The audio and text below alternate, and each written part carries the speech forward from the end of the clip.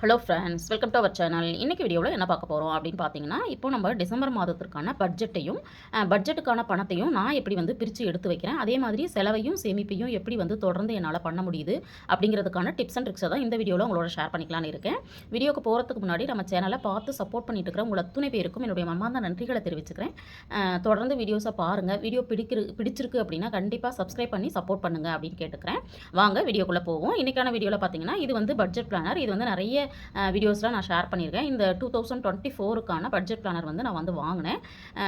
இது வந்து இப்போ வந்து இந்த வருஷம் நம்ம டிசம்பரோட முடிய போகுது. அடுத்தது வந்து 2025க்கு நான் வந்து பட்ஜெட் பிளானர் பார்த்துட்ருக்கிறேன். நான் வாங்கிட்டேன் அப்படின்னா கண்டிப்பாக எப்படி வாங்கியிருக்கேன், என்ன வாங்கியிருக்கேன் அப்படிங்கிறத கண்டிப்பாக உங்களோட ஷேர் பண்ணிக்கிறேன். இப்போ இந்த மாதத்துக்கான பட்ஜெட்டுக்கான பணத்தை வந்து எப்படி நம்ம வந்து பிரித்து வைக்கலாம் அப்படிங்கிறத நம்ம பார்க்க போகிறோம். ஃபஸ்ட்டு பார்த்தீங்கன்னா, இந்த பட்ஜெட் பிளானர் வந்து ஒரு 10 நிமிஷம் ஒதுக்கி நம்ம வந்து போட்டுறணும். போட்டதுக்கப்புறம் பார்த்தீங்கன்னா, நம்மளுக்கு வந்து வருமானம் அப்படிங்கிறது எப்போ வருதோ அப்போ வந்து நம்ம வந்து அந்த அமௌண்ட்டை வச்சு நம்ம வந்து ஃபஸ்ட்டு சேமிப்பையும் அதுக்கப்புறம் செலவையும் பண்ணணும் அப்படின்னு பிளான் பண்ணணும். இப்போ வந்து சேமிப்பு அப்படிங்கிறது பார்த்திங்கன்னா, எங்கள் வீட்டில் 20%லேருந்து 30% வரைக்கும் சேமிக்கிறதுக்கு ட்ரை பண்ணிகிட்ருக்கோம். இப்போ இதில் பார்த்திங்கன்னா, ஃபஸ்ட்டு சேமிப்பு வந்து எமர்ஜென்சி. இப்போ லாஸ்ட் வீடியோவில் உங்களோட நான் ஷேர் பண்ணியிருந்தேன். இந்த மாதிரி பர்ஸில் பார்த்திங்க அப்படின்னா ஒரு அமௌண்ட்டை எடுத்து நான் வந்து எமர்ஜென்சிக்குன்னு வச்சுருவேன் அப்படின்னு சொல்லிட்டு அதில் ஒரு அமௌண்ட் வந்து நான் வந்து வச்சேன். அதுதான் இந்த அமௌண்ட்டு. இந்த அமௌண்ட்டு பார்த்திங்க அப்படின்னா, நம்மளுடைய பணம் இல்லை அப்படின்னு சொல்லிட்டு நம்ம என்ன பண்ணணும்னா, இதில் வந்து வச்சுட்டு இதை வச்சோம் அப்படிங்கிறதே நம்ம மறந்துடணும். ஆனால் ஏதாவது நம்மளுக்கு எமர்ஜென்சி வருது அப்படின்னா இதிலிருந்து நாமளே நமக்கு கடன் கொடுக்குற மாதிரி நம்ம வந்து கடனை கொடுத்துடணும். கொடுத்துட்டு திரும்பவும் வந்து இப்போ இன்னொருத்தட்டு நம்ம கடன் வாங்கியிருந்தா எப்படி வந்து கடனை அடைப்போமோ அதே மாதிரி கண்டிப்பாக அந்த கடனை வந்து திரும்பவும் அடைக்கிற மாதிரி நான் வந்து பிளான் வச்சுருந்தேன். அதில் வந்து பார்த்திங்க அப்படின்னா லாஸ்ட் மந்த்து நான் வந்து 4000 ருபீஸ் வந்து ஒதுக்கியிருந்தேன். இப்போ இதில் எவ்வளோ அமௌண்ட் இருக்குது அப்படிங்கிறத நம்ம இப்போ பார்த்துடலாம்.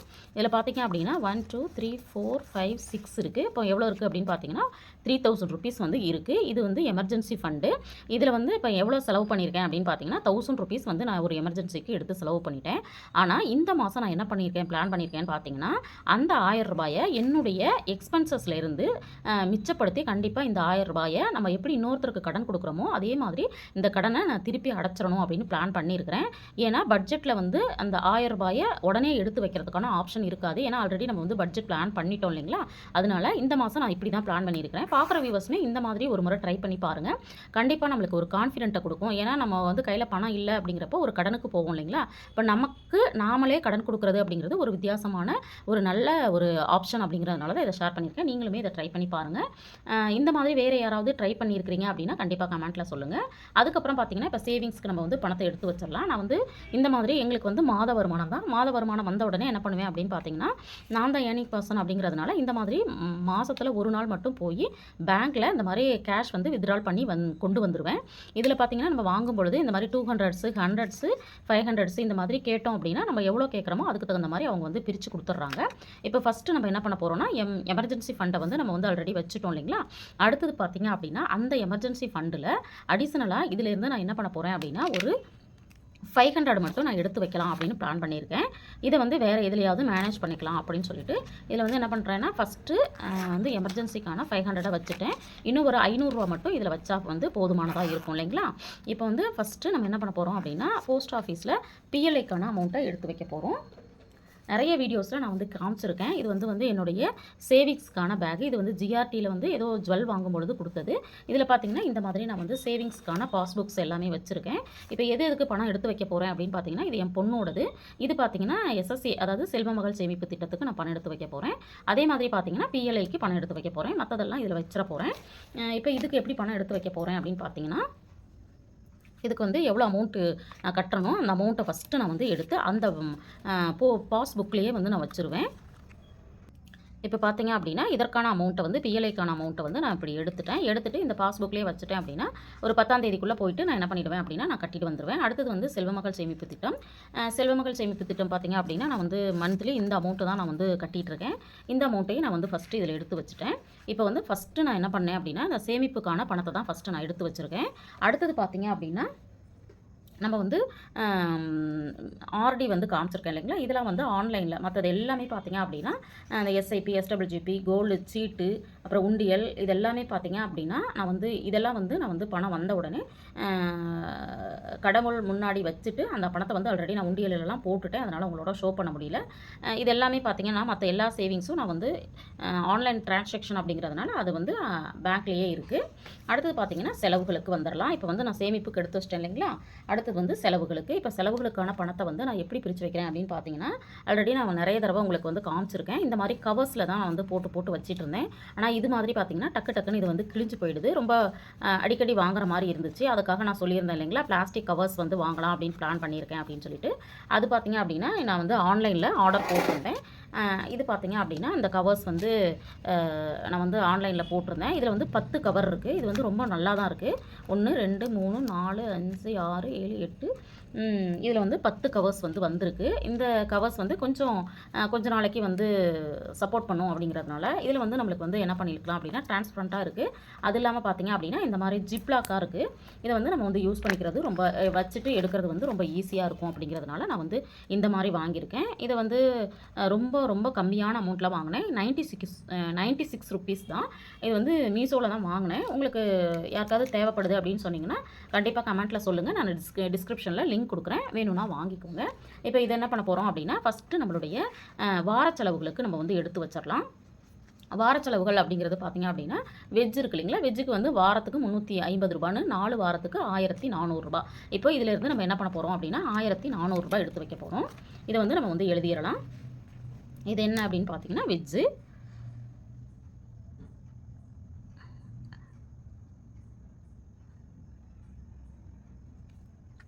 இது வந்து பர்மனெண்ட் மார்க்கில் எழுதணும் அப்படின்னா கொஞ்சம் வந்து நம்மளுக்கு எளிதாக இருக்கும் அப்படிங்கிறதுனால இதில் எவ்வளோ அமௌண்ட்டு நம்ம வந்து இப்போ வைக்க போகிறோம் அப்படின்னு பார்த்தீங்கன்னா 1500 வைக்க போகிறோம்.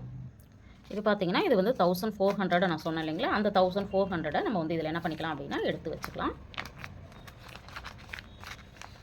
இப்போ இது வந்து நம்ம வந்து ஒரு வாரத்துக்கு நம்ம செலவு பண்ணுறோம் அப்படின்னா அந்த வாரத்திற்கான செலவை வந்து பண்ணிவிட்டு மீதம் என்ன அமௌண்ட் இருக்கோ அதை வந்து இதுலேயே நம்ம வச்சோம் அப்படின்னா தான் நம்மளுக்கு வந்து மாதம் முழுவதும் நம்மளுக்கு வந்து என்ன ஆகும் அப்படின்னா நம்மளுக்கு வந்து மெயின்டைன் ஆகும். இது வந்து டிரான்ஸ்பரண்ட்டாக இருக்கிறதுனால ரொம்பவுமே சூப்பராக இருக்குது. ஆனால் கொஞ்சம் வந்து மார்க்கர் எழுதியிருக்கிறது வந்து கொஞ்சம் தெரியலை. கொஞ்சம் நம்ம எடுக்கும் பொழுது கொஞ்சம் பார்த்து எடுக்கணும். இப்போ நம்ம இது மாதிரி எடுத்து வச்சிடலாம். அடுத்தது பார்த்திங்கன்னா இது வந்து NV.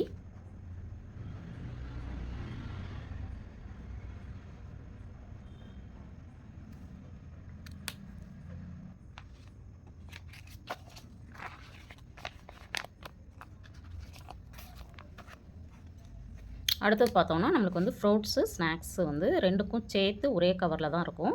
ஏன்னா வந்து ஒரு சில சமயங்களில் நம்ம சீப் அண்ட் பெஸ்ட்டாக வந்து ஃப்ரூட்ஸ் கிடைக்குதுன்னா அது கொஞ்சம் கூடுதலாக வாங்கிப்போம். அதே மாதிரி ஃப்ரூட்ஸ் இல்லை நம்ம வந்து ஸ்நாக்ஸ் கொஞ்சம் கூடுதலாக வாங்குகிறோம் அப்படின்னா அதுவும் வந்து இதில் மேனேஜ் ஆகிடும் அப்படிங்கிறதுனால நான் எப்போவுமே வந்து ஃப்ரூட்ஸ்க்கும் ஸ்நாக்ஸுக்கும் பார்த்தீங்க அப்படின்னா ரெண்டுமே ஒரே கவரில் வந்து வச்சுப்பேன். பேலன்ஸ் பண்ணி வாங்கிக்கலாம் அப்படின்னு சொல்லிட்டு இந்த கவர் ரெடி ஆயிடுச்சு.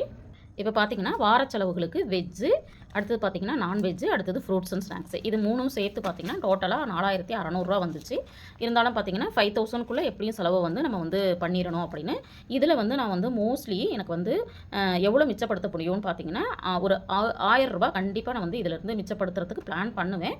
பட்டு ஓரளவுக்கு ஒரு 700லேருந்து 800ஆவது மிச்சப்படுத்தணும் அப்படின்னு நான் பிளான் பண்ணியிருக்கேன். இப்போ பார்த்தோம்னா நம்ம வந்து பட்ஜெட்டில் எப்படி எடுத்து வச்சுருக்கோம் அப்படின்னு பார்த்தீங்கன்னா இதில் நான் எடுத்து வச்சுட்டேன். மளிகைக்கு 3500 பார்க்குற வியூவர்ஸ் கேட்குறீங்க அரிசியோடு சேர்த்து 3500 போதுமா அப்படின்னு. பட் இது வரைக்கும் நான் வந்து அப்படி தான் பிளான் பண்ணி பண்ணிகிட்ருக்கிறேன்.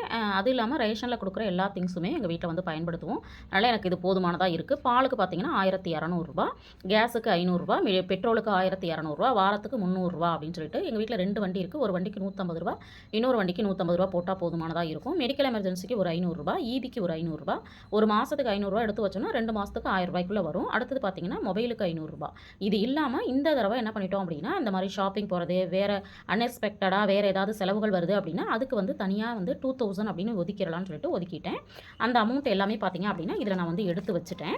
இப்போ வந்து இந்த மாதிரி நம்ம எடுத்து வைக்கும் பொழுது கண்டிப்பாக எல்லாராலையும் இதில் வந்து மாதம் முழுவதும் உங்கள் கையில் வந்து பணம் இருக்கும். அப்போ வந்து ஒரு நல்ல கான்ஃபிடென்ட் இருக்கும்.